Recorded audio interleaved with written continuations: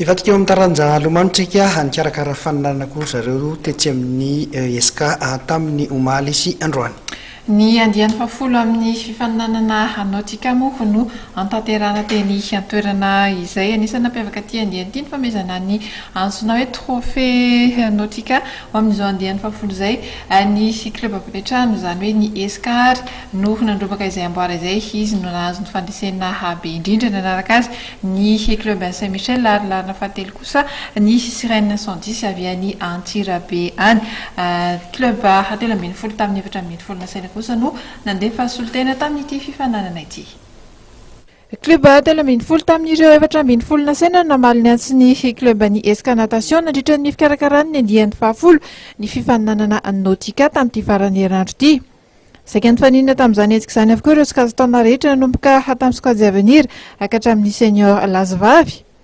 Nampiavaka ity andiany fafolo ity raha nambaran'ny filohan'ny club ny falolorana ny trophée nautika 10e édition ho an'izay club mendrika indrindra. Tena mampiavaka an'ilay nautika andiany fafolo ihany dia misy amboara lehibe izay ho an'ny club maharesy amina betsaka indrindra dia amin'ity taona ity zany tonga dia lasa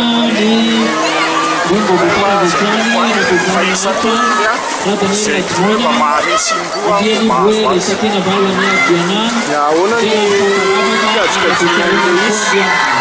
fomba fikajiana azy zany misy le atao hoe course individuelle dia amin'iny zany misy voalohany sy fahatelo dia ny voalohany mahazo 3 points, faharoa mahazo 2 points ary ny fahatelo mahazo 3 points dia amin'iny nefa misy ireo ankizy mahavaky record dia iny mahazo point manokana koa dia misy koa le ankizy mahavaky atao hoe meilleure performance dia iny mahazo point koa iny le meilleure performance zany ao anatin'ilay par catégorie.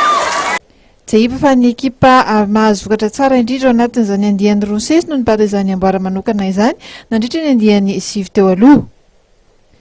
Ny isan'ny fandresena azon'ny club moa tao anatin'ny fifaninanana rehetra no atambatra tamin'izany ny ampin'ny fanamitsana zava-bitsa tsara indrindra amin'izay azo ny mpilomano ao anatin'ny club.